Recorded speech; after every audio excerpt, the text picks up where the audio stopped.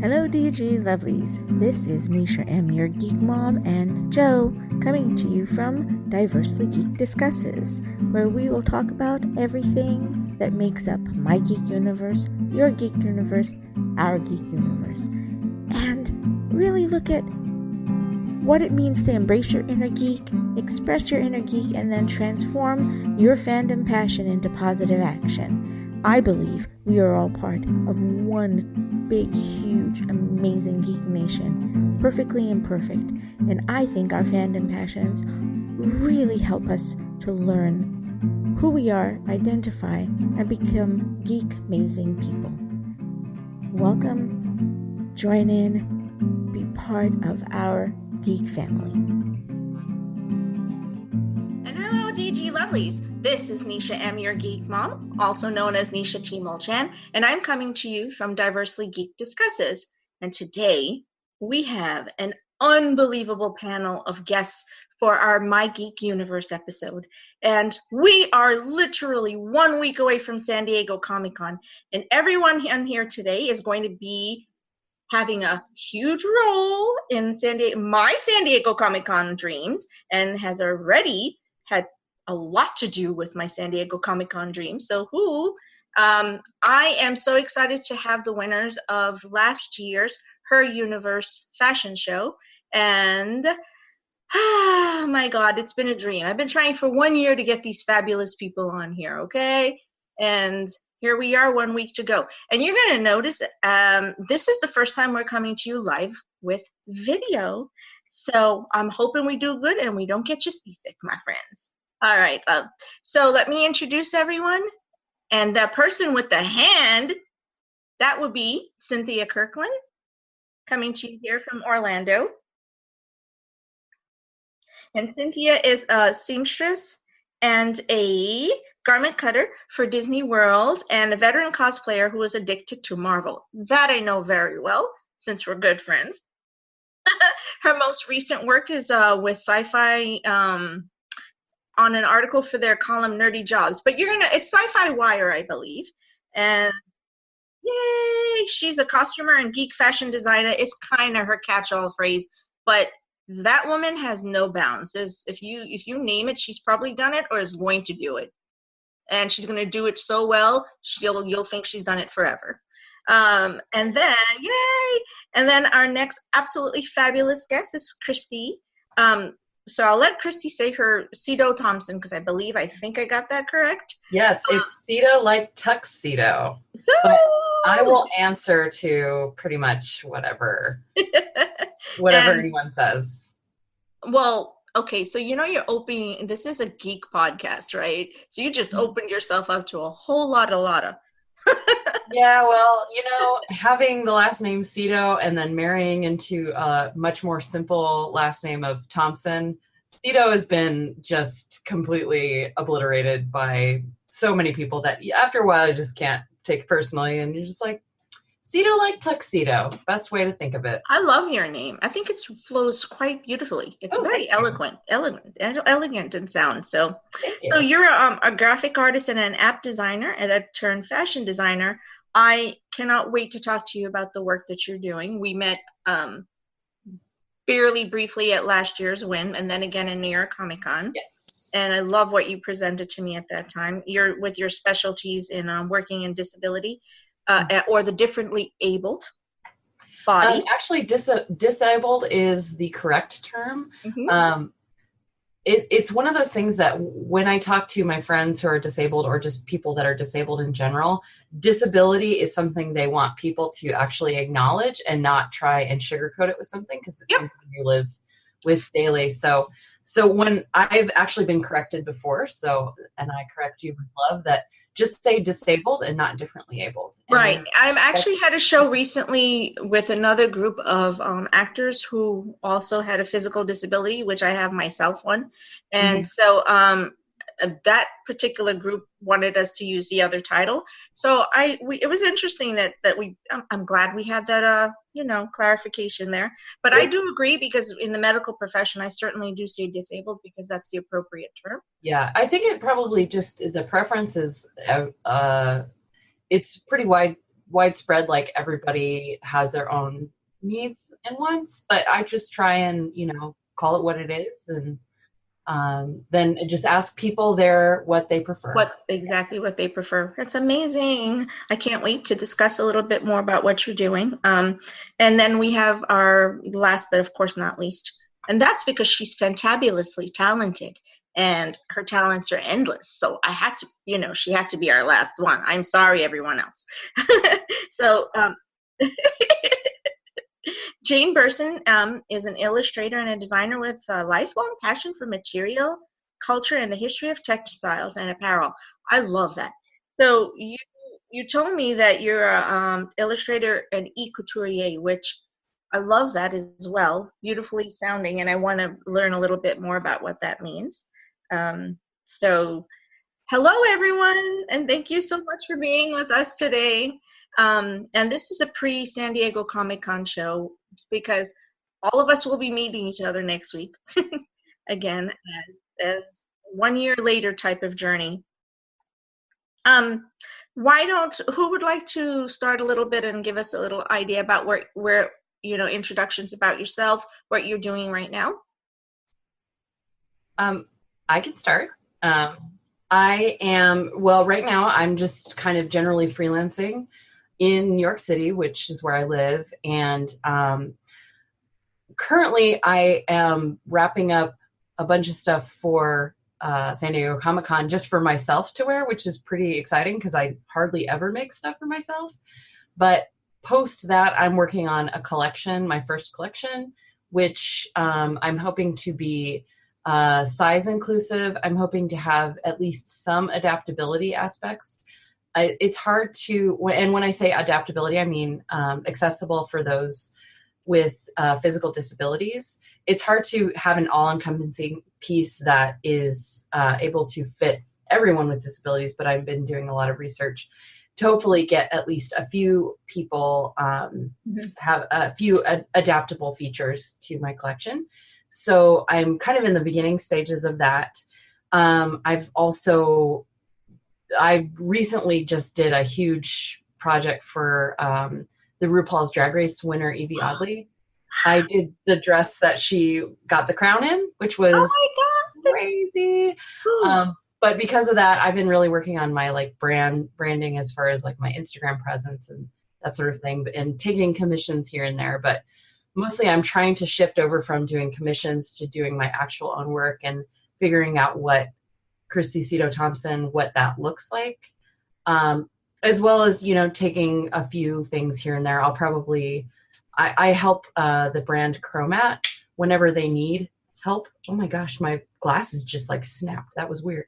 Anyway, but yeah, I'm hoping to help them out probably for Fashion Week this fall or whenever they may need me. If they call me up, I usually help them because I like them a lot. They're doing a lot of inclusive stuff on the runway. Oh, that's amazing. Kind of, yeah.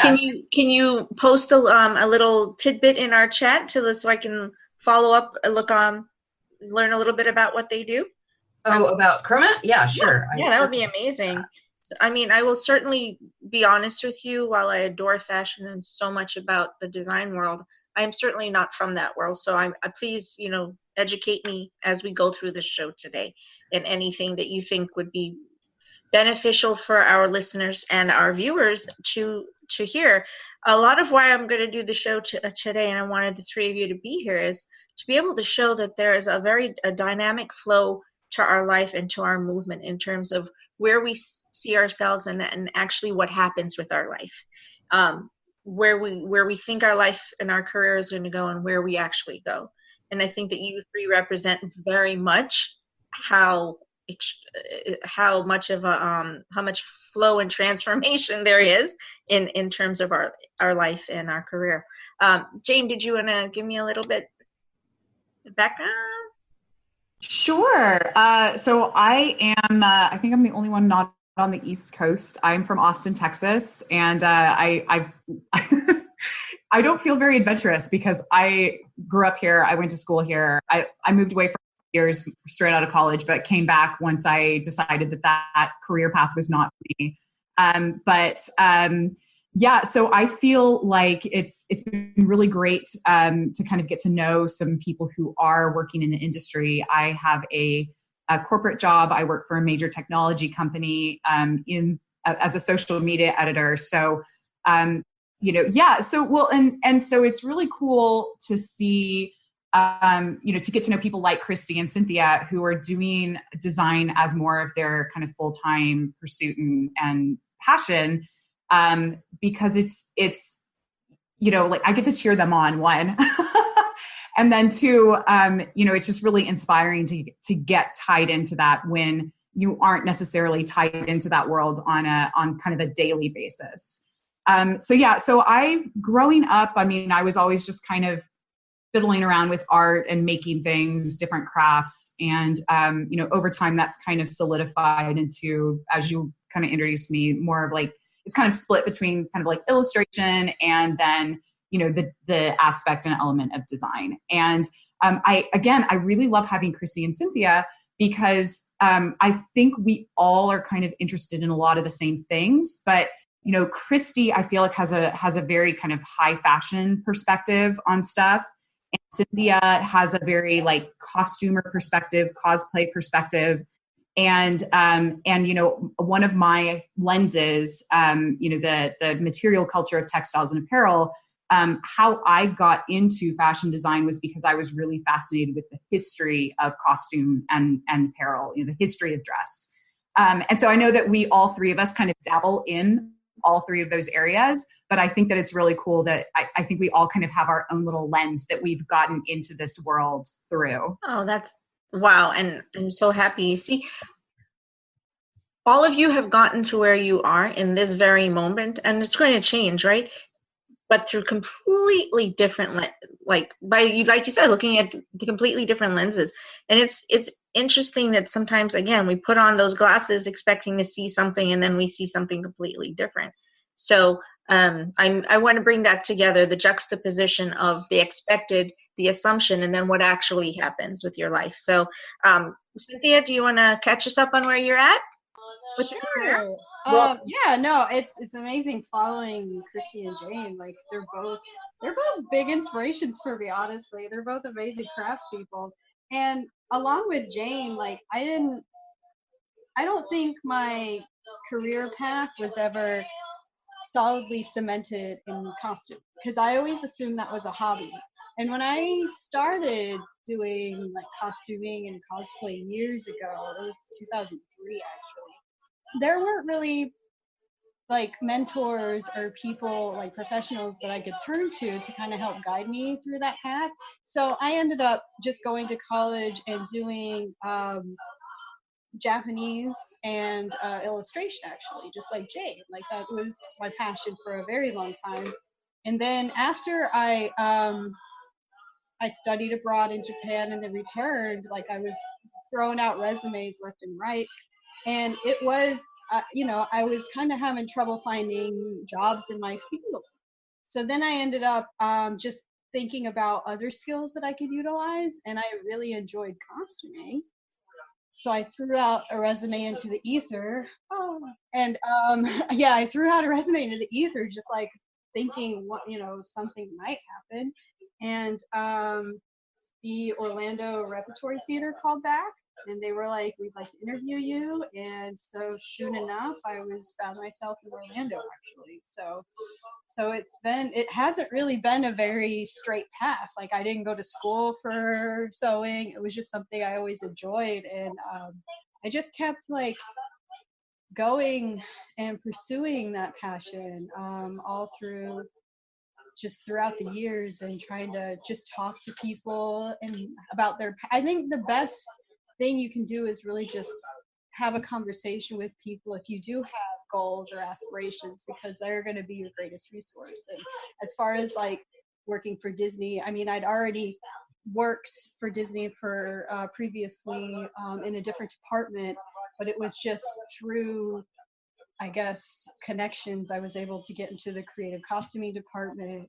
And now it's really been, I've really enjoyed it because there really aren't many jobs where I can play with Marvel all day and and Star Wars, and it has been a pretty good experience overall. And like I said, I fell into this, like it's kind of been a really interesting happenstance. So I think I want to go with your happenstance very much, as a matter of fact, if you guys don't mind, for the lead in for the question. And then again, whoever wants to can just put their hands up and go ahead and answer. I believe that I'm a lot older than all of you, so let's start with that. And I say that because I used to believe that life followed a very specific path. So we set it early, we followed it, we took the steps. And well, yeah, that's not exactly what happens, and that's actually a blessing that that's not what happens. What happens is we have an experience, and that experience or that relationship changes who we are and how we relate to even ourselves. So in terms of that happenstance, how do you feel, or where do you feel, or what do you feel was the most influential changing moment in terms of your movement in a different direction than you expected to go with your life and your career? Was there one defining moment? Oh my gosh. I almost wanted to butt in before Cynthia because, I was muted and now I am not muted. Okay. I was a graphic designer for 10 years. I worked in Colorado. I worked as a print designer, web designer, and then most recently as an app designer, as apps became more to the forefront as technology changes. In 2015, I was just kind of making costumes on the side as a fun thing, but I had a full-time corporate job. And so I got into the Her Universe fashion show. It was the second year. First time entering, I got in. I didn't know what I was doing at all, but it was like the best, most amazing experience. I got home and within a month, I got laid off from my job. And it wasn't just me, it was everybody in the company. What happened was it was a startup and we just didn't quite make it. And the company didn't want to continue taking investor money. And they just kind of were like, well, we tried and it didn't work out. And it was the best possible thing to happen. It was the most terrible thing at the time because I had come off of this big high of being part of the Her Universe competition and then suddenly not knowing what I was doing. And my husband turned to me when that happened and he said, why don't you take some time off? I can support both of us and figure out what you really want to do. And oftentimes people will tell me, it's like, oh, I just love that you're following your dream and blah, blah, blah. And I was like, 5 years ago, I didn't know this was my dream. 4 years ago, I didn't know this was my dream. And it was one of those things that sometimes as adults, we forget to stop and assess how we're doing mentally with the jobs that we're taking. And I was always like, well, I'm going to be a graphic designer and then I'm going to go up this ladder and I'm going to be a creative director. And I realized that I didn't really like doing it anymore. And working in, the job that I had was basically my dream job. But when I lost the job, I realized it wasn't the job that I loved. It was the people and the actual company that I was working with. And so it was like trying to recapture something. I was trying to capture something that would make me happy every day, working on it, whether I was by myself or working with 60 people or working with a company like Chromat or working with drag queens. And that happened to be fashion design. And I feel like I couldn't have been led there without all of the, first of all, without the Her Universe fashion show showing me that it was something I could do, even if I didn't know what I was doing. Because after that year, I actually went back to school. I moved to New York City, went back to school for a year, and now live in New York City. And it's because of that inspiration. I mean, it's that and a bunch of things, but it all snowballed into where I am now. And it's so much easier now. Like people are like, oh, you're doing all these things. I love seeing all the things you're doing. And I'm like, it's so much easier. I was working this hard. I was always working this hard, but it was always like, pounding a round peg, pounding a square peg into a round hole because a round peg would go, you know what I'm saying? Spatial awareness. But yeah, that's my rant on that. But it was like, it's one of those things that it's always great to stop and check in with yourself. and really see if the things that you're doing, like what's really making you happy, and, you know, make a change if you need to. Take the leap. Yeah, I have I have learned over time that allow yourself to play. Allow yourself to play and enjoy your moments, because you never know if your play what becomes the thing that you're going to be the most passionate about. Yeah, well, and I loved design. I was super passionate about it, but it's like over time, I mean, I did that and I was really worried about losing that as my part of my identity. But now I'm able to do, like, the dress I made for the Her Universe competition as a judge. A huge element of it is an illustration that I created digitally, which is absolutely everything that I was doing for 10 years that prepared me to where I am now. That's a beautiful marriage of everything, actually. Yeah. Oh, I cannot wait to see this. Yeah. Okay. Now you really have my stomach has butterflies, guys. Oh, no. Okay. I can't believe we're just that short of a time away. Okay. Jane, did you want to chime in a little bit on what you thought your defining moment may have been in terms of the transition? Sure. So I think mine isn't so much a moment as a.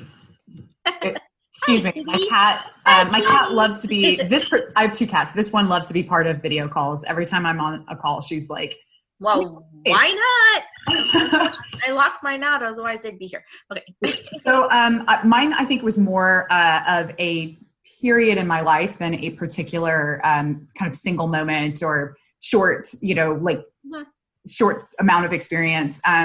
So I was a really good student growing up. I was always an academic overachiever. I refer to my college years as my educational masochism years, because I graduated with 3 bachelor degrees in 5 years. And there was not a lot of overlap, because it was like a BS, a BA, and a BBA. And 2 of them were honors degrees. And so kind of what you were saying, Neisha, I was like, okay, this is how my life is supposed to go. I'm supposed to do really well in school, and then I go and get this job, and then I and Kristi, climb the ladder, and I do X, Y, and Z, because this is what I'm, quote unquote, supposed to do. Right. And I took a very kind of prestigious job straight out of school that, people were, when I got the job, I don't even know how people found out, but people were stopping me in the halls at school going like, I heard you're going to go work for this company. And I was like, before this interview, I had never even heard of this company. Like, what? Anyway, it was a really, really bad culture fit. And I was miserable, but I didn't have enough experience with, quite frankly, failure to realize that this was not a good path for me. And, I had never encountered a situation where studying really hard or working really hard wouldn't make me good at something, or at least, good might be an exaggeration, but wouldn't at least make me adequate at something. So once I left that job, I ping-ponged, and I'm not going to euphemize. I got fired. So this is like my first job out of school. I've never failed at anything, and I get fired. And it was like, oh my God, I think my head exploded a little, because I ping-ponged to, kind of like the polar opposite of that job. And that was also a really, really bad fit. So I kind of hit my mid-late 20s, and I had these 2 really terrible work experiences under my belt. Where like the culture of the companies I was working for wasn't a good fit. What I was doing wasn't, I didn't love it. It was just kind of, it's a job. And I was floundering a little bit, but I think that having those 2 extreme experiences, the first job was super, super highly analytical, very I would work 100-hour weeks, traveling all the time. And then the next job was super loosey-goosey. I was working for a design firm. It was a very small company. I think that experience of having these 2 extremes in my work experiences was part of this process of me understanding and internalizing and coming to realize that you can make your own supposed to happen. You know, like you can define what that looks like. There isn't, the same path doesn't work for everybody. And you know, what leads to your happiness and what works for you isn't necessarily going to be the same as somebody else. And other people might look at what you're doing and might be going like, oh, they're making a mistake. But frankly, it's none of their business. No, it's not. Absolutely. Yeah. I completely agreed with this one. Yeah. And so kind of what, you know, what, I mean, I'm sure Cynthia will have some similar things, but definitely like a lot of the things Kristi was saying were really resonating about. You do have to have those moments where you kind of check in with yourself and you're going like, is this still working for me? And I've had moments of that since winning last summer, you know, because I am right now I am happy having my day job and then having my creative be my quote unquote hobby pursuit. You know, it's I hate saying hobby because it feels dismissive, but that is something that I stop and I think about sometimes. You know, is this what I want to keep doing? You know, is this arrangement working? And for now it is. And so, yeah, like it's that, hey, self-actualization. Well, I think it's really important. Like, I feel like I read a good article once that was something about like my side hustle, my main hustle is just a bunch of side hustles, you know, and I kind of feel that way a little bit, but I think there's also nothing wrong with having like basically a day job that allows you to do, you know, those kind of side things, those hobby things. The only reason I don't have that is because I am lucky enough to have a husband that's able to support me really trying to build up a business on my own. Otherwise, I probably would be doing it not full time. I would be not doing it full time. So I'm pretty lucky that way.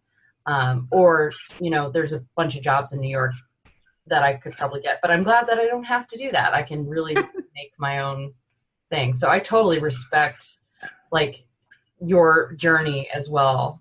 Yeah, absolutely. But the two journeys that you guys are discussing and you're sharing with us today are ones that are more than likely mirrored through at least 60, 70, 80% even of the world, especially right. With the three generations that are coming up, the 20s, the 30s, and even the 40s actually, that are now going to make a completely different fundamental guideline for how we look at our future.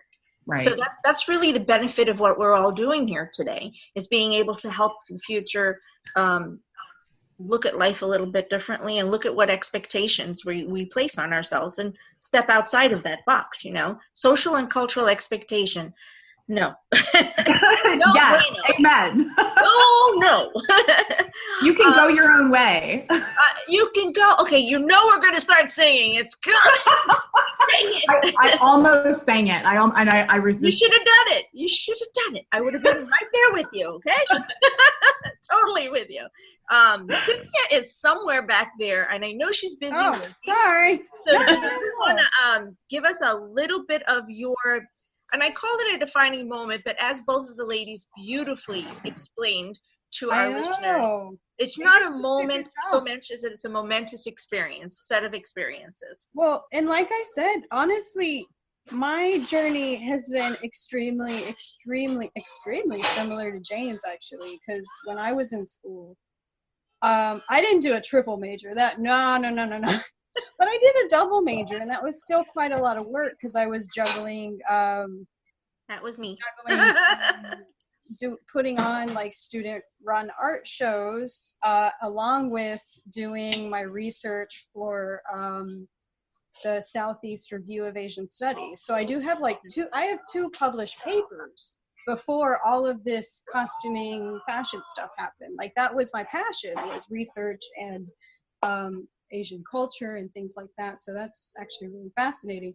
But like, once again, I think coming out of that and having that moment of, maybe not having that moment of failure, because I never even had a chance or an opportunity to pursue, but it was that moment of me doing all of the legwork and then coming out of school and having a lot of talent and drive and willingness to learn, but finding myself standing behind the counter of a frozen yogurt shop and then kind of sitting there like, wow, I really don't want to be here. And that's, like I said, when I finally put that resume out just in the ether to costume houses like such as Orlando Repertory Theater, and just saying like, I don't know, maybe something will happen.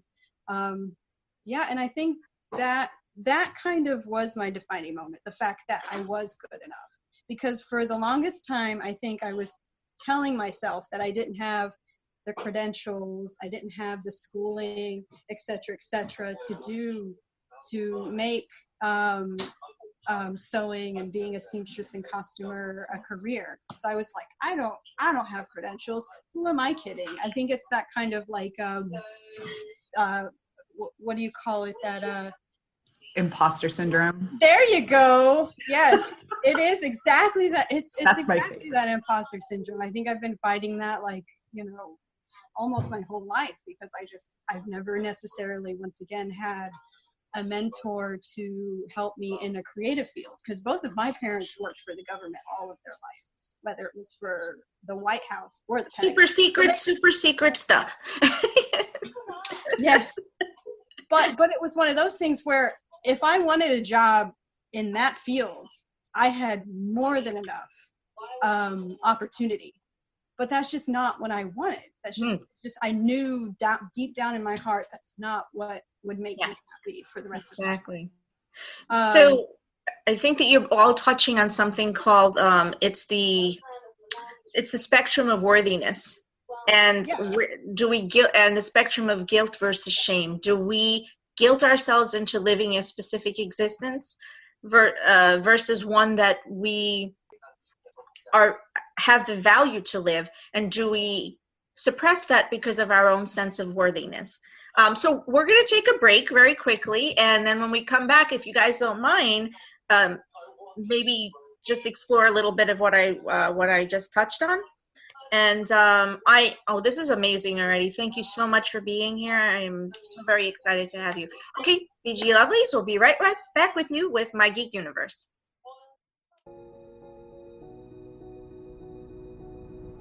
As the songs of awakening rang through, the world was created. The silence was broken. Middle-earth, with its rolling hills, broken mountains, flowing rivers, and beautiful forest, was created. Cellar Door is a journey into the mythology, the mystery, and the beauty of Middle-earth. Sit back. Close your eyes.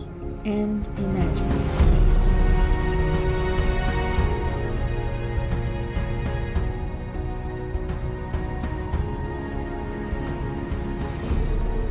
Welcome to an exploration of sight and mind, a travel through the world of films and the artists that bring you these masterpieces.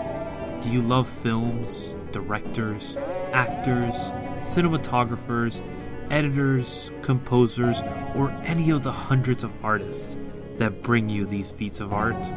I am Louis Lacow, your host into the world of films, your guide to Man Bites Retro. Welcome back, DG Lovelies. This is Neisha M, your geek mom, aka Neisha T Mulchan. I forgot who I was there for a second, guys. Oh my God, I am so verklempt with this fabulous panel that we have today. And this is us with My Geek Universe discussing worthiness and our ability to find our worth, follow our passions, and then be able to change our own course in life. And we are here with Jane Burson, Cynthia Kirkland, and Kristie Siedow-Thompson, the winners of last year's Her Universe Fashion Show. Woo! Okay, my friends, so I left you with a pretty big question there, but I love that all of you pretty much flowed into that. Kristi, okay, so in terms of worthiness and how much people imply worth to who we are, you're a really prime example of how to step outside of that box. And how has that helped you to move forward as you go on in this career path? I mean, I think everyone in creative fields and experiences some sort of that imposter syndrome. And I think for me, having started fashion kind of later in life, after basically having a pretty, I would even say successful career doing something else, going back to school and, taking the time to learn things, I feel like I was able to bring in a confidence that is really something that I think I've just cultivated in my years of doing other things, and being able to take that confidence and just be like, hey, yeah, I am worthwhile doing stuff. Before I even went to fashion school, I, entered the fashion show on a whim, the Her Universe fashion show on a whim. Mm-hmm. And when I got in, I never thought, oh, it's a mistake. I was just like, no, they saw something in me. I may not really know how to sew my technical skills. I was just super self-taught. Like, I like to bring up the, I kind of say like, oh, I was like, let's sew a zipper. Like, I didn't know I wasn't looking at YouTube videos or anything. I just did it. My mom was a sewer growing up, and I just jumped into it. But it was also, she wasn't necessarily a teacherly type. And it's not to say that she didn't try to teach. It's just that I think some people are gifted at teaching. She was more of a, let me just do it for you sort of person. So I never really got that. I knew if I wanted to do it myself, I just had to do it. And I learned as I went. Mm-hmm. But it's also having the right sort of people around you. Like, I mean, I remember about now, maybe 2 weeks before the show last year, Cynthia and I were already kind of buddies. We bonded over the show. We did, because we both were returning to the show after not having gotten in, because I didn't get in 2016 when I entered, and Cynthia didn't get in 2017. Right. We hadn't done the show before, but we had met online just because of the community. Mm-hmm. And I remember just thinking, like, there was some issues with, I don't even remember what it was, with the jacket that I created. And I remember Cynthia talking me away from the edge and just being like, it is really good. And you're doing a really good job. And I know seems like it's all you can see, but I see something that's amazing. Oh, wow. And it's just like surrounding yourself with the people that bring you up, I think is the best way to combat those feelings of insecurity when you're in that world, because I think in fashion too, it's so subjective on what is good fashion. I mean, you can be somewhat objective with things like sewing technique and that sort of thing, but I mean, the rules are there to break. And sometimes it's just good to hear from your friends, hey, that looks really cool, and I'm really impressed, even if they know nothing about what you're doing. Yes. So, I mean, that's how I kind of stay above it and not feel like, to try to stay grounded of like everything that I've been working for is leading to opportunities like this, and I do deserve them. It's just surrounding yourself with people that remind you of that. Yeah, absolutely. It's a big ticket that you're asking of everyone.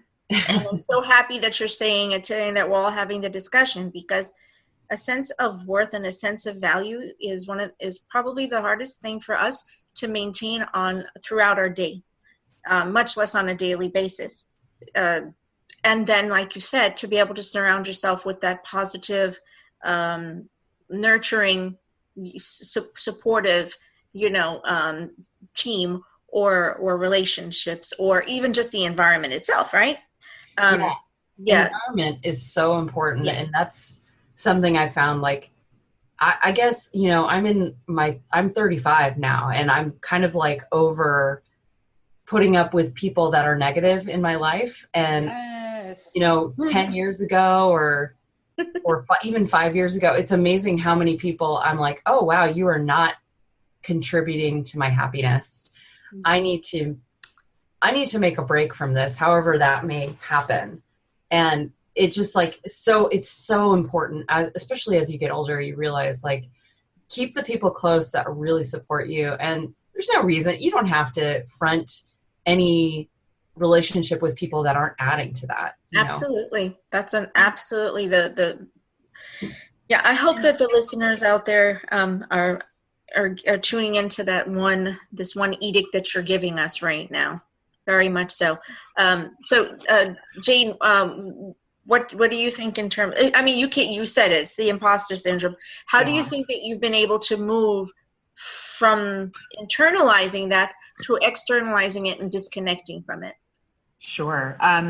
Well, I mean, not to be like everything Kristi says, but well, yes, everything Kristi says. But seriously, what she was talking about, everything she said is so true. And, just to kind of reiterate, I think the importance of building a community for yourself of people who when you are having those days that you are just looking at everything you're doing and you're like, everything I'm doing is trash. And like, I suck. And you're like trapped in this, morass of just negative self-think and negative self-talk and imposter syndrome. And you're just comparing yourself to people.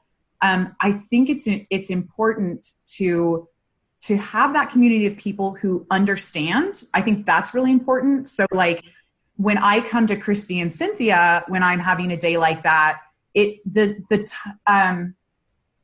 not that the type of support I get is different than maybe my non-sewing friends, but I understand that they have a very intimate relationship with that feeling. Yes, right. Right. And so having, and luckily we live in the age of social media where you are able to go and build those relationships with people, even if they don't, even if they're not in close physical proximity to you. And again, what Kristi was saying, like if you get, tied in with somebody who is dragging you down and you feel bad after every interaction that you have with them, like maybe limit your interaction with that person. One of the really amazing things for me coming out of her universe. So last year was my first year participating. So I'm new to this like little warm fuzzy community, but and it's kind of, I think, got a reputation for it now, but the Huff's Her Universe fashion show community is just incredibly supportive and positive, and people are collaborative. And it has, it's really opened up this kind of community to me and my own, raised up my own kind of sense of self-worth around sewing.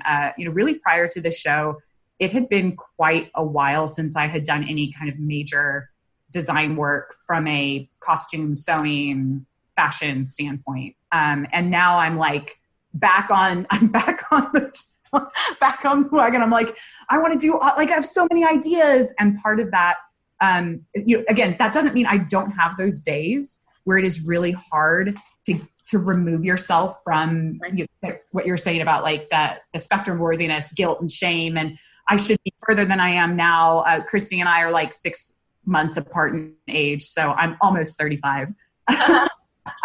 But yeah, like I should be further along, or I should be better, or all these people are better than me and my ideas are lame. And like, we all have those days where we get stuck in that. But again, I think once you do get tied into those supportive communities and those supportive friendships, and I should also say, and you have enough self-awareness to realize that you are having one of those days and you reach out to people, it's a completely transformative relationship. And just here I am now. All of a sudden, I'm doing this again, and I'm back in, and I'm producing work. And I really hadn't been producing a lot for probably, aside from like, I'm going to make a skirt that's really simple for probably 6 or 7 years, something like that. I can't make a skirt. So if you make a skirt, please listen. I told you, you're talking to somebody who's very inept in this world. So anything you do is shade. Huge. No shade. It's huge. No shade.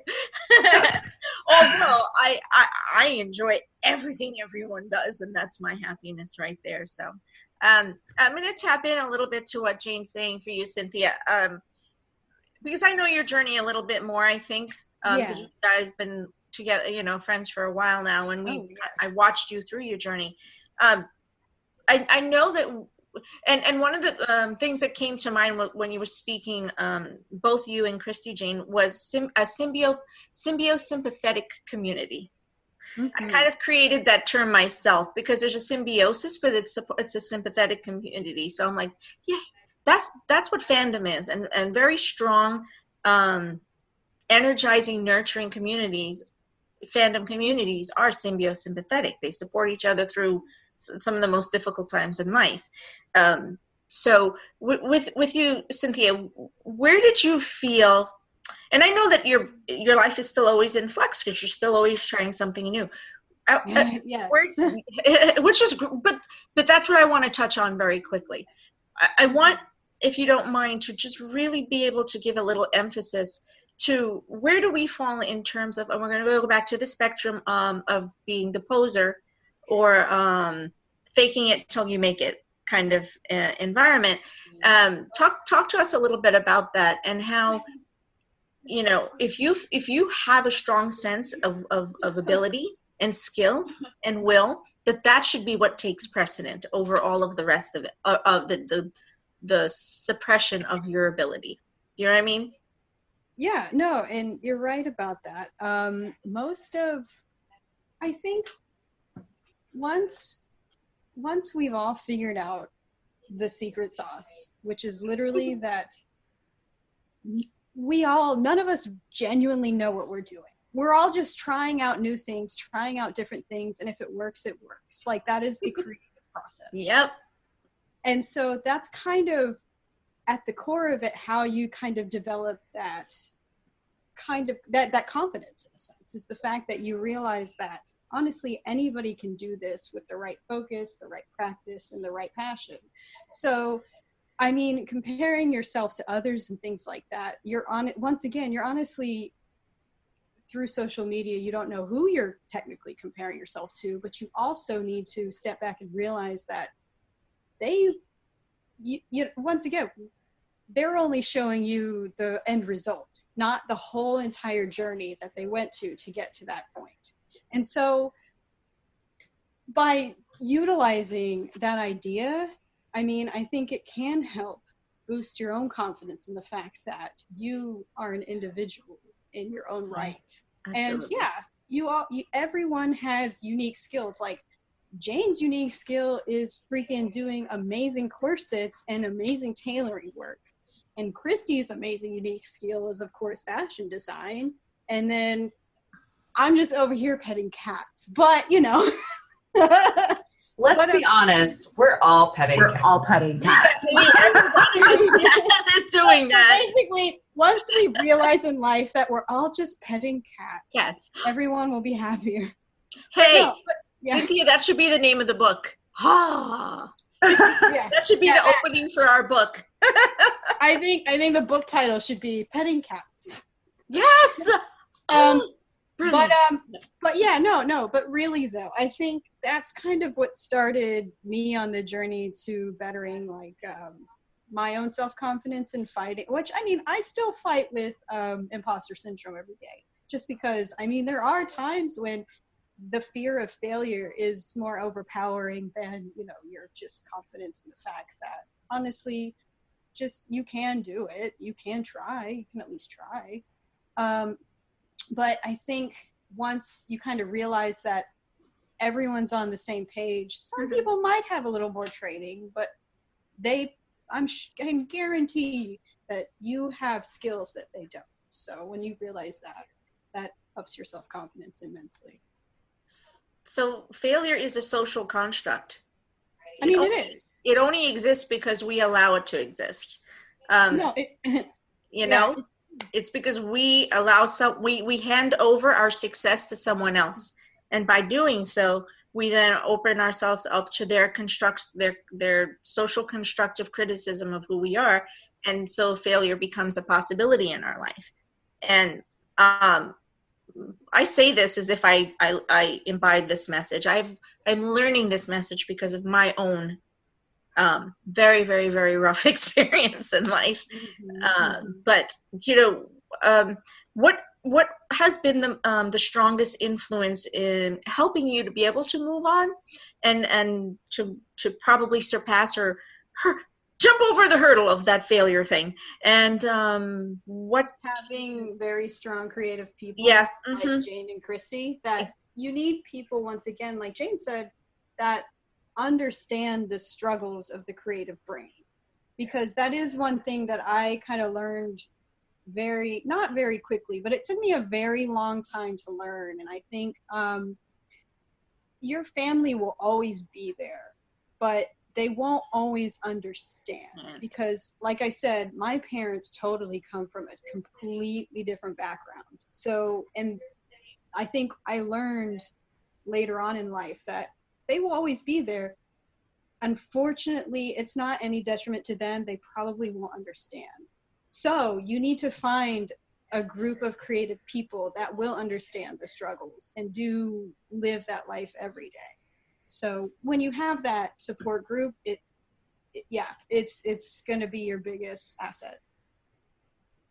I want to add on to that with you go ahead. Absolutely. Because in addition to, because Jane and Cynthia and I, we've become pretty close going through the winter experience together. And it's interesting because Cynthia and I were kind of buddies last year during the competition. Jane and I were able to actually meet up before the competition even happened, when she was doing on a business trip in New York. And I'm the friendliest of friendly people. Like, I was like, let's get together, let's have lunch. And we did. And it was like really amazing. So when they announced her name, I was like, I know her. She's my friend. Buddy the elf. I know him.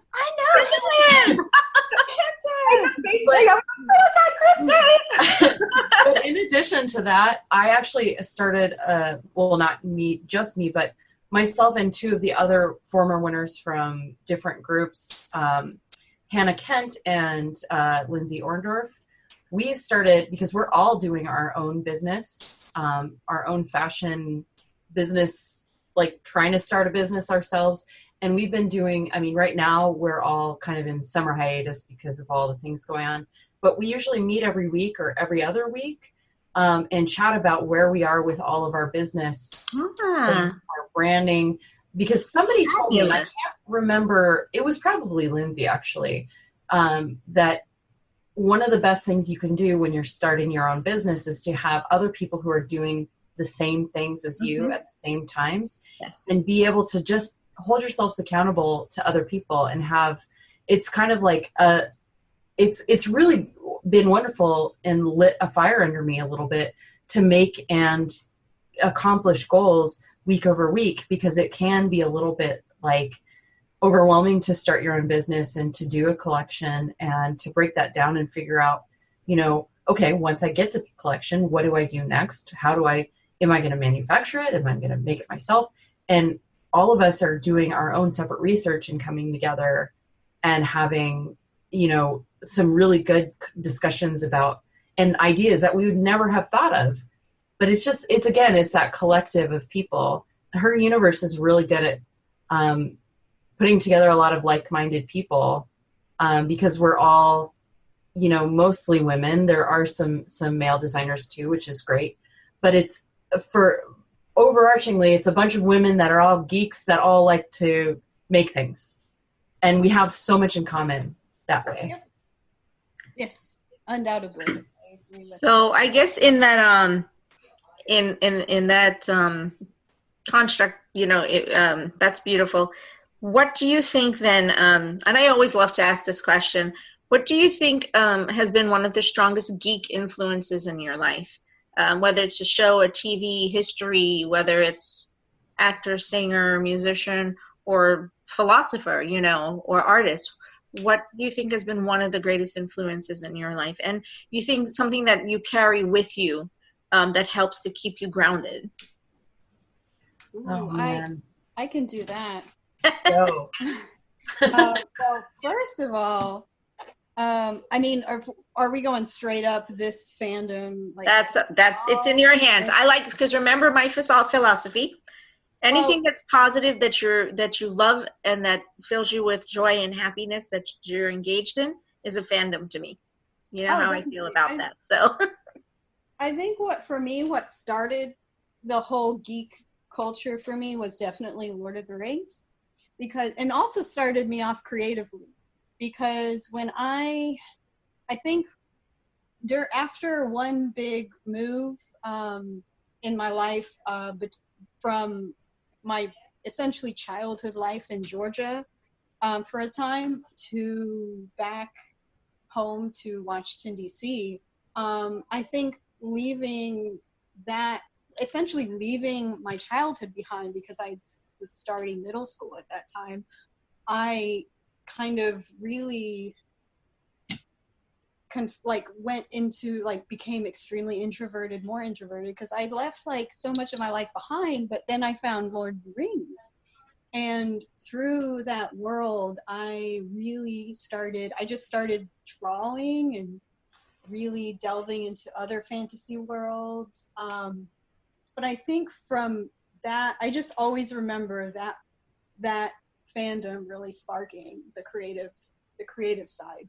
Because before then, I honestly, when I was younger, I thought I was going to be working at the horse stable that I was volunteering at, and then later on in my life becoming part of the U.S. women's soccer team.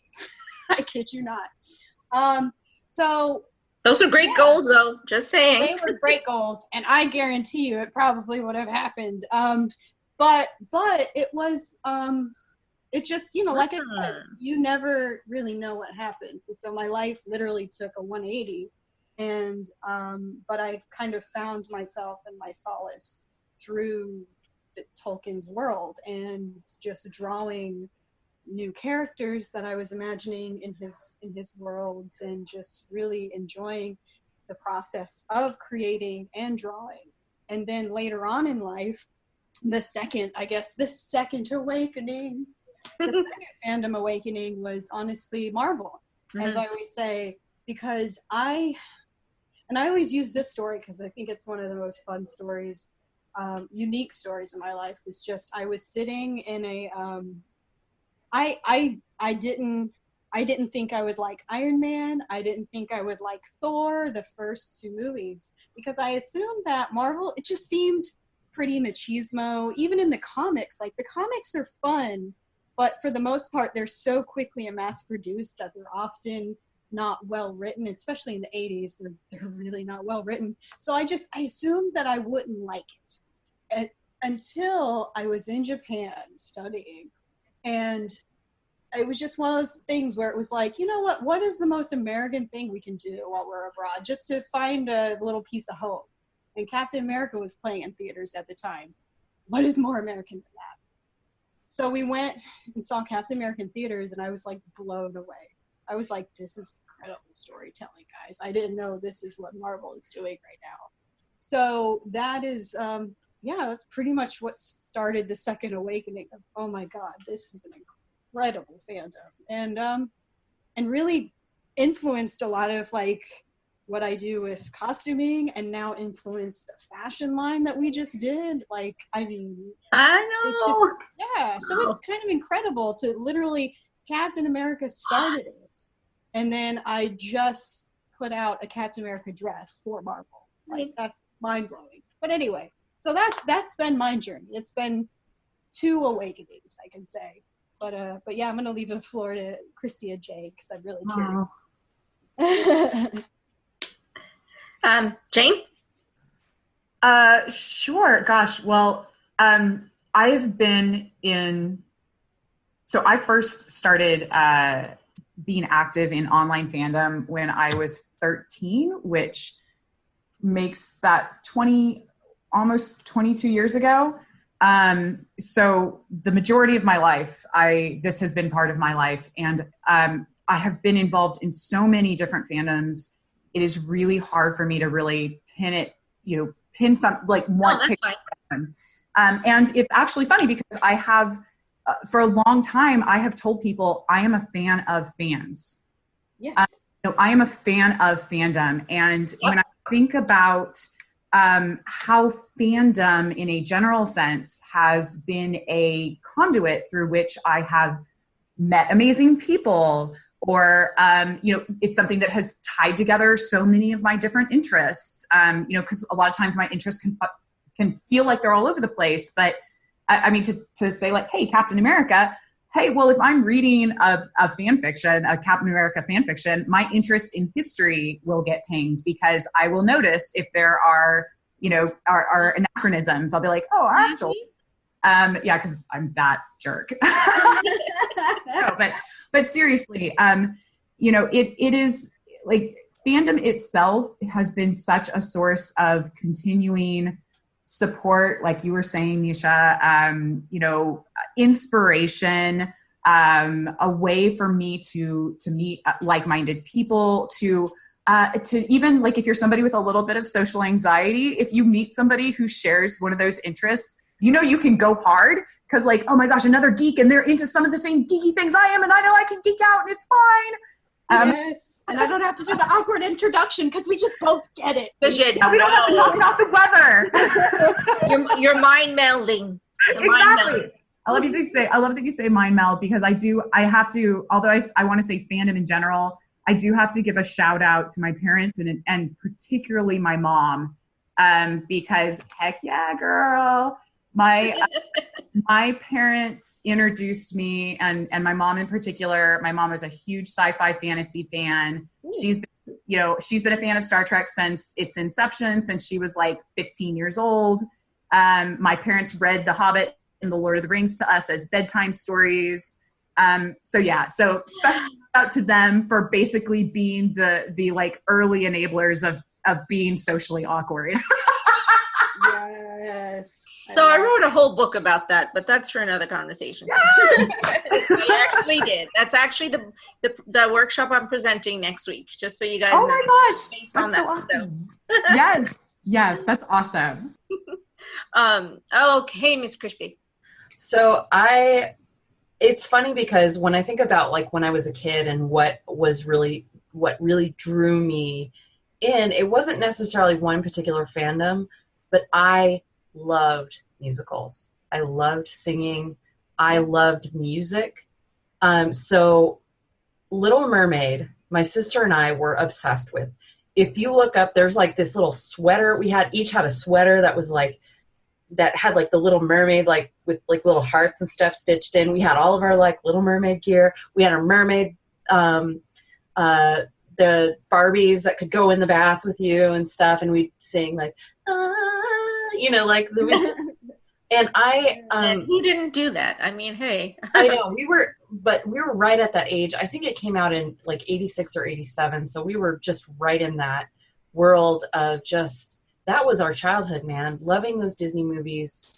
I wouldn't call myself like a super, like, because I know there's some people that just get really into a lot of the Disney stuff, but really what I loved was the stories and the content and the singing and the powerful women, and like at the time, Little Mermaid being 16 and stuff, she's not necessarily like the oldest, but that's what we had in the 80s. And it kind of grew from there. And I actually was, when I lived in Denver, I did a lot of musical theater professionally for fun. Obviously in New York, it's a different story out here. And I like it, but I don't like it enough that I want to take away somebody's dinner by auditioning for things. So it's like this pastime that I love music. I love singing. I loved those sort of pieces. And it kind of, as I grew into an adult, I loved Wonder Woman, even, years before the movie came out, because it was always very important to me to see a female-led fandom and how, as we kind of age, there's more and more things. We had the Wonder Woman movie, we had Captain Marvel, and, some of these other like amazing women that really don't, their lives don't depend on whether they have a boyfriend or not, and so it's one of those things that's like, it's so meaningful to me, like that Wonder Woman movie with Gal Gadot was just such an important thing for me to see as a woman. Mm-hmm. And I just like, those are the kind of things that just like I will always be a super fan of, just strong female characters. It's kind of cliche sounding, but that and music. Yay! Wow, that's amazing. Okay. Oh, okay. So I always like to put a little disclaimer when it comes to describing fandoms because, like I said, I believe a fandom is almost anything as long as it's positive, it's supportive, and it's nurturing, right? And enriching in your life. So you could be a person who makes rugs and that's your fandom. You could be a person who makes posters and that's your fandom because you're a collector. So, you know, the lessons that you guys all of you are giving us today, it's relevant to anyone who has embraced something that's positive and that is enriching their life and, you know, promoting and motivating to be able to move up or step up or feel more value about who they are. So thank you for all of those examples. Okay, I'm a musical theater nerd. I studied choral opera all the way to college. I sang opera in college. Did you? Oh, wow. Yeah. I went to Hunter College and I studied, and I was a second chair B-flat clarinetist all the way through college. I wanted that to be what my life was. I wanted to go into musical theater.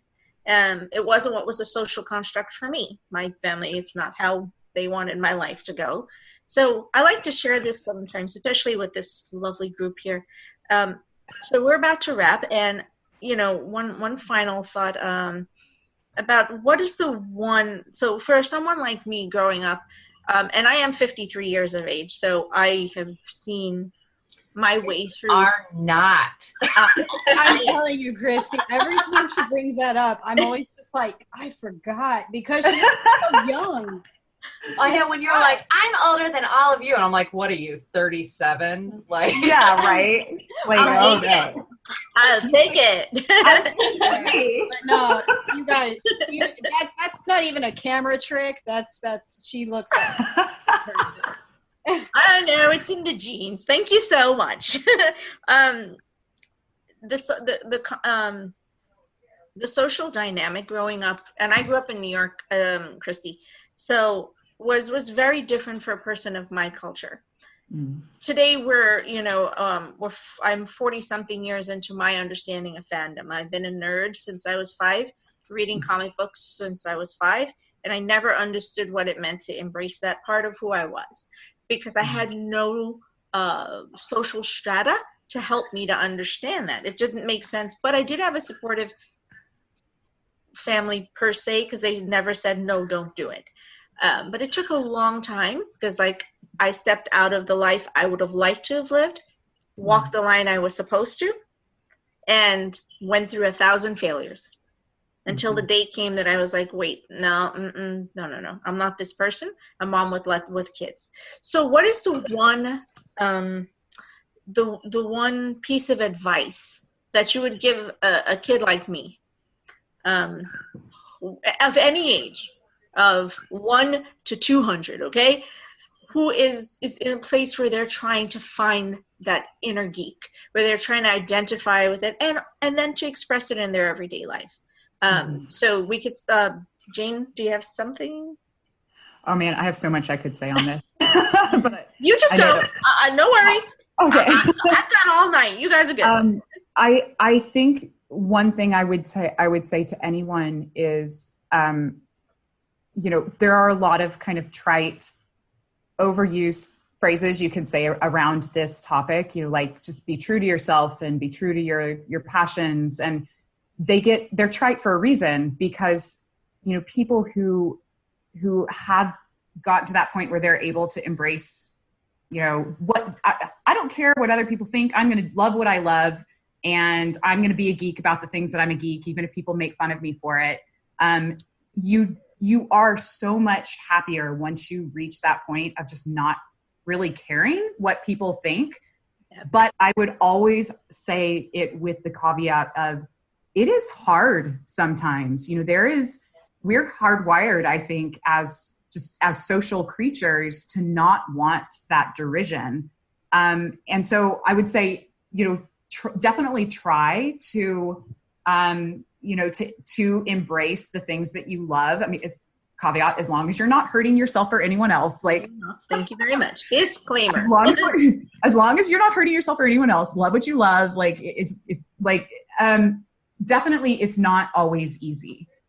So to kind of go back to one of the benefits of living in the age of social media, I guess if you are feeling a little bit, hesitant, or you just kind of want to dip your toes in and don't want to necessarily like just go whole hog, you can set up, an anonymous social account. You don't have to put your name with it. Try to just like lurk in some of the communities. It's the crawl, walk, run, right? You don't have to start out at a sprint. You can just kind of like, oh, hey, this community, these people seem pretty nice. And, maybe message a few people and be like, hey, I like that fan art that you did. Or like, hey, cool costume you're making, Cynthia. Like, I really admire you. And, I think once you start doing it a little bit, like it just gets easier and easier. Mm-hmm.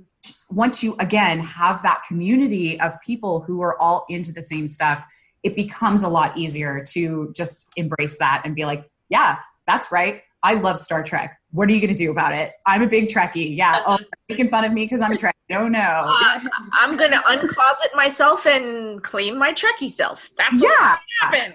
Yeah. And it is, I will say that I have seen, in the 20 plus years of my involvement in fandom, and I came in after the really hardcore fandom era where there was no internet and people literally were like, you had to like write away and send money to get a zine. And yes. And then there were the fandom zines that people would hand out at the conventions with their little sticks. Like the level of, and you think about some of, to keep it on Trek for a second, for a little, just a few seconds longer. Some of the women who were writing it, and it was mostly women who were writing kind of these early fan fiction, and some, the great granddaddy of Slash, Kirk Spock. These women, if they were exposed, they could like lose their jobs. They could have like their husbands leave them potentially. There was a lot of risk for some of them in doing this action. So we're kind of lucky, quote unquote, to live in an era where it, you do have an ability to be somewhat anonymous and to build these relationships a little bit. If you are a little bit hesitant. But I will say, although there are trolls out there, by and large, fan communities are, as we've been saying, they're very supportive and, encouraging. And really, it's just a bunch of people who want to get excited about the things that they love.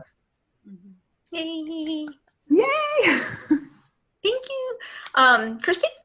I have three things that I think I've really learned since kind of basically having to take a quarter life crisis, if you will, and figure out like, hey, what is it that I want to do with my life? What is making myself happy? I think one of the very most important things you can do for somebody that's really trying to find themselves and figure out what they want to do or what they want to pursue, whether it's as a career or as a hobby, is learn how to say no. And learn how to say no to the things that you don't love. And because a lot of times we can easily wake up and find ourselves taking on so many projects that we sort of like. That was me with graphic design work. I was taking on all these commissions and I realized I didn't like doing them. And I thought that's what I was like, oh, this is what I should be doing. But when I was able to start saying no to those things and opening up my time and checking in and be like, I'm only going to do the things that make me so happy that it's not even just like a little happy. I'm going to only take on the things in my time that make me so excited and so happy and I'm really excited about. And I think that it goes hand in hand with, being able to say no to the things that eat up time. We only have so much time. And kind of with that, I would also say don't be afraid to take a risk. And because as we kind of discussed, you can always do something different. And I was very fearful when I jumped into fashion design that I was going to get somewhere, that I was going to get back into the part where I would not like it. I'd turn around and be like, oh, I spent all this time on this and now I don't like it anymore. Guess what? That's okay. The average adult changes their career 7 times. Somebody told me once. Look it up probably. But I think that's really important to know too. There's no problem with doing something else. Like in another 10 years, maybe I'll do something completely different, and that's totally fine. And finally, I think the one of the things that I think is so important is never stop learning, because there's always something to learn. And even if you're like, sometimes I think Cynthia mentioned, it's like, oh, I don't have this. I don't know how to do this. I don't know how to do that. If it's in something that's really important to you, you can learn it. Because, that's the thing is I went back to school at 33, and it was really hard. And it wasn't hard because of the school part. It was hard going back into that, basically the young kids with the young things. But it was a very telling experience for me. But I'm always trying to learn things. I'm always trying to see if there's new ways to do things. And that's how we all should be. And never think you know it all, because you never do. There's always more to learn. Those are my 3.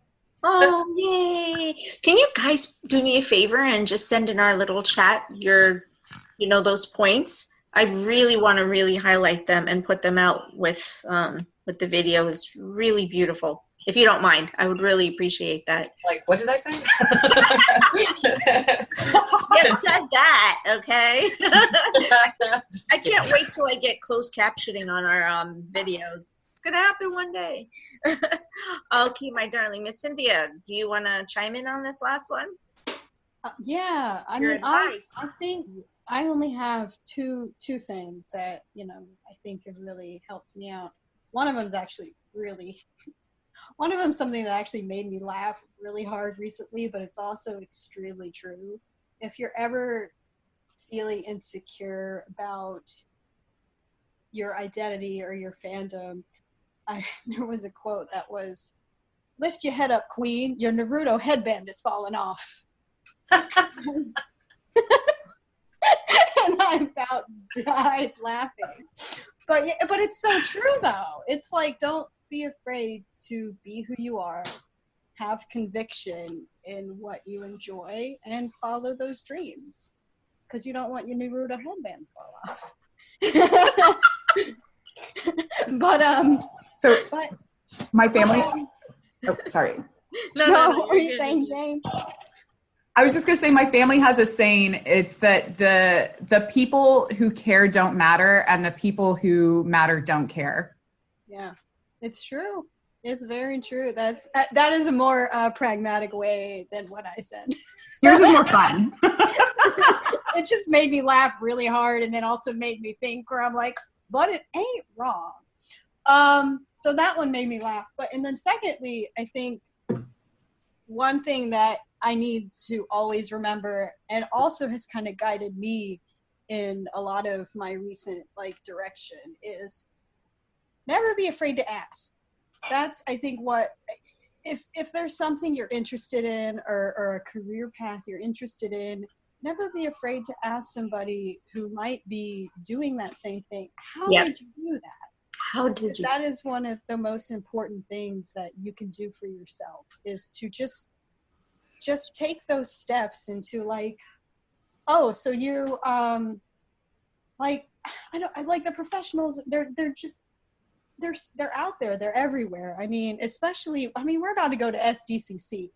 They're going to be all over that exhibit floor, whether it's Weta Workshop or the 705 Costume Guild or sci-fi, if you want to do editing work or whatever, they're going to be there. Just don't be afraid to ask them, I love what you do. Because here's the other part of it. People love to talk about what they do because they work damn hard to get there. So they want to share. Yeah. So I think when, especially people of us in a creative and technical role, we often don't, our faces aren't often on those posters that, you might see for that show or that movie or whatever. So if you ask the technical people about their journey, their eyes just light up because they don't often get asked those things, but they want to share because they worked hard to get there. So yeah, just never be afraid to ask, because you never know who you might meet on your journey, and they have that business card that really might be something that, could change your life. So The only bad question is the one that isn't asked. it's so true. I mean, but once again, we talked about like, the stereotypical questions, but there's a reason that they stick with us because it's true. Okay. I'm just ruminating. I'm just basking it all in, taking it all in. And here's the most beautiful part, and I know I'm going to hazard that you all agree with me. It's never too late. Uh-oh. It's never too late. Oh, girl. I know. It is never too late. Never, Anyone who wants to try something, go out there and try. You remember the 97-year-old wonderful woman who just graduated from high school. I mean, who knows? Or the wonderful young lady who was 97, whose first acting role was in the Black Panther. So, it's never too late.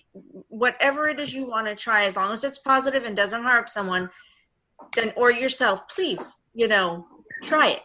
I heartily welcome everyone to always remember that our life is a journey, and every single step of it, we're going to learn something new, meet new people, and we will change. There is no such thing as a static existence.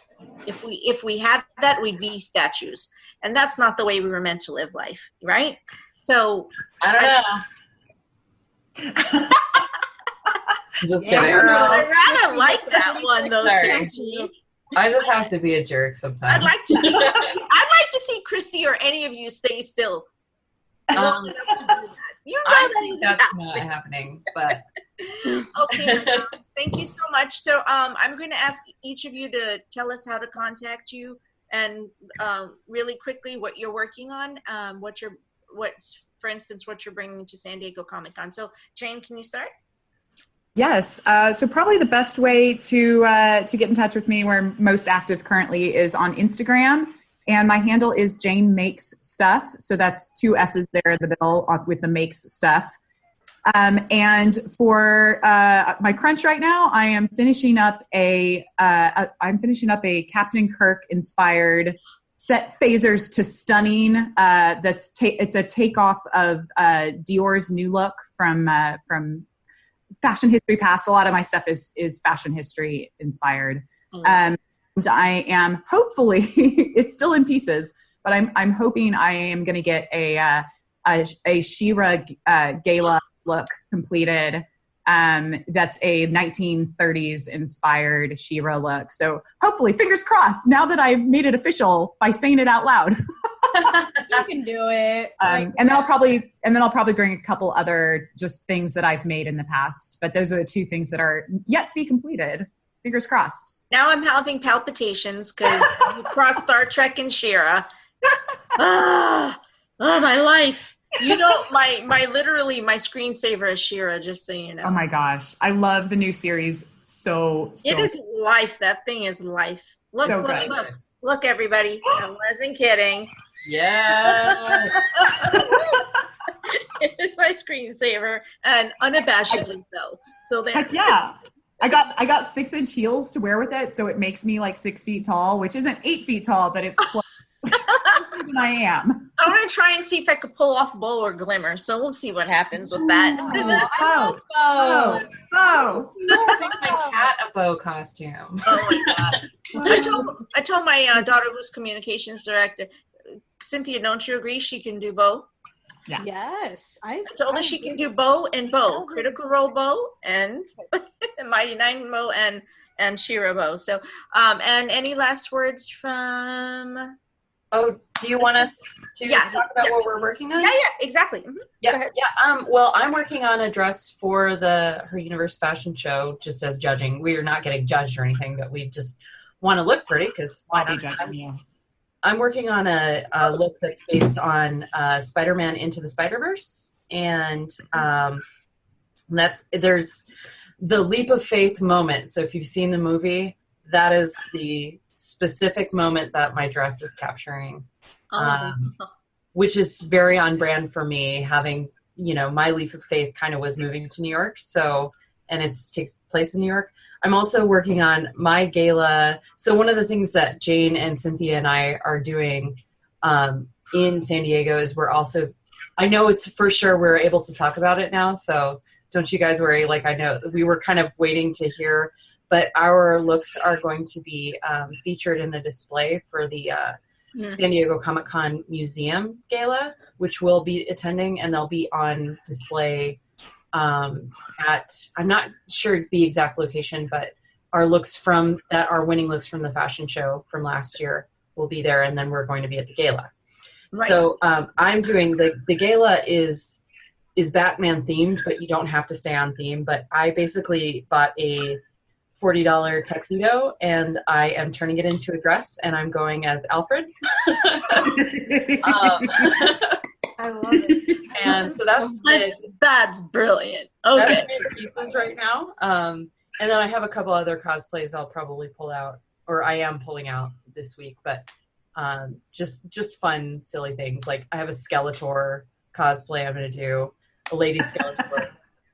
And for fans of the Netflix series Tuca and Birdie, I have to do a little Tuca because like she's my body type. So yeah. So those are all the things that are hopefully happening between now and next week. Hey. Okay, I should be at the gala as well because I'm a charter member for the museum. So oh, awesome!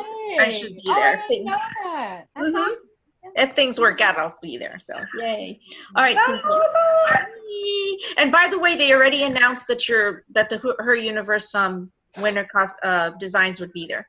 Yeah, that's I heard that yesterday, but before that we were kind of like waiting so that as things go. So we weren't necessarily supposed to like talk about it yet, or maybe we were. I don't know. But boy, do I understand that.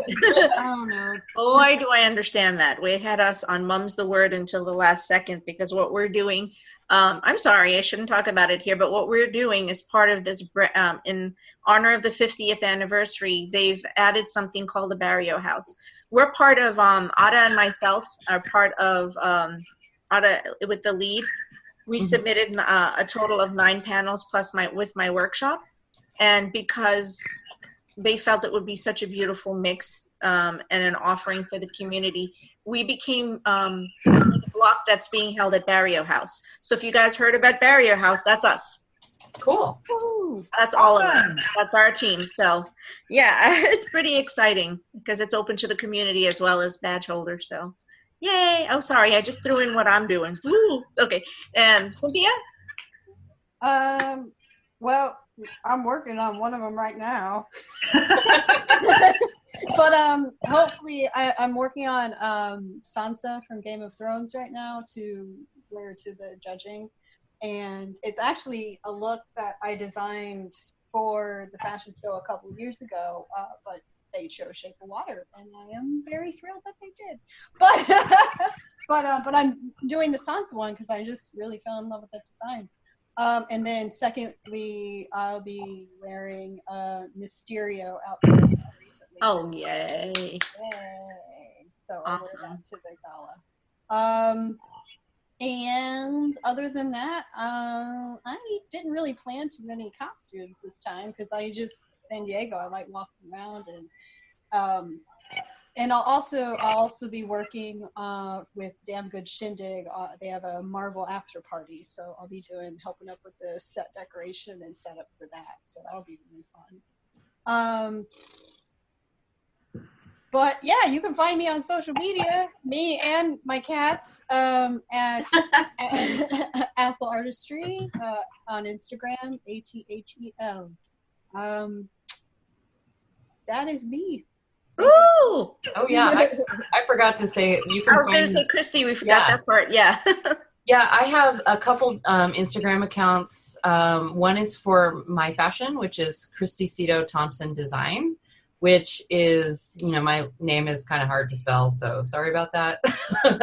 But I also have K Siedow-Thompson on Instagram is my regular account, where you can see a lot of cat pictures because that is my life.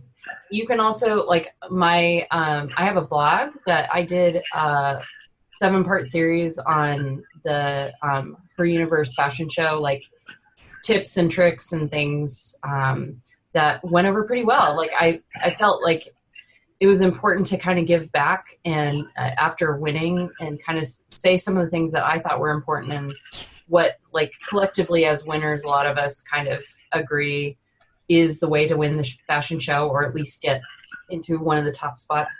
And you can find that at Kristi in the City, and that's KRISTI in the city.com. Oh, I love it. You guys make sure and throw that down in the chat for me as well, so I can make sure I get it all correct for all three of you. And I'm bursting from the inside. I mean, you guys see how hard it is for me to sit still. You've made it very difficult for me to sit still today. I have this, Cynthia will tell you, I feel like a proud mama all the time. And I know that we're just meeting, but I always have this feeling like I'm so proud of all of you. If I was your mama, Everyone's team mama. yeah, I am so super proud of all of you. And if no one told you that, I'm telling you that right this moment. You're doing amazing things. You're changing the world. You're doing the things that I believe will change our world for the better. So I am so grateful to have had all three of you here today, and that through my lovely Cynthia, I was able to meet both of you. And I'm looking forward to our time together at SDCC, although it'll be crazy. Yes. It always is. Oh, yes. I've never been on this side of it, so this is going to be interesting. So Louis is our tech person is shooting me pictures of the TARDIS over here, because time and relative space and dimension, all that good stuff. So thank you everyone for being with us on the show today. Neisha, I'm your Geek Mom, and I'm with Diversely Geek. You can find us on diverselygeek.org. You can find our show today, Diversely Geek Discusses, on pretty much any podcast channel that's out there. Please pay attention to our San Diego Comic-Con event, where you can tap into our workshop, which is going to be July 19th from 12 to 1 p.m. at Barrio House, and which is called Embracing Your Inner Geek, an interactive self-care workshop. And that is open to badge holders and to the community, and to our panel, which is called Representation in Media, Changing the Narrative, which is Sunday, July 21st. I have to remember these things. And that's from 1 to 2 p.m., also at Barrio House. So keep up with our event on our Facebook page and on all our social media sites. And I'm hoping we're all going to be meeting. I know we're going to be seeing Kristi. Yes. Because that girl's going to be somewhere with us for sure. And to all of our lovelies out there, you know to find us. And please make sure to follow Man Bites Media, Man's Bites Films, who is one of our sister companies who helps to support and keep us going. And the lovely Louis Lacow, who is our techie producer guy behind the scenes. So thank you, everyone. I'm Neisha M, your Geek Mom, and from the Diversely Geek family. Love you all.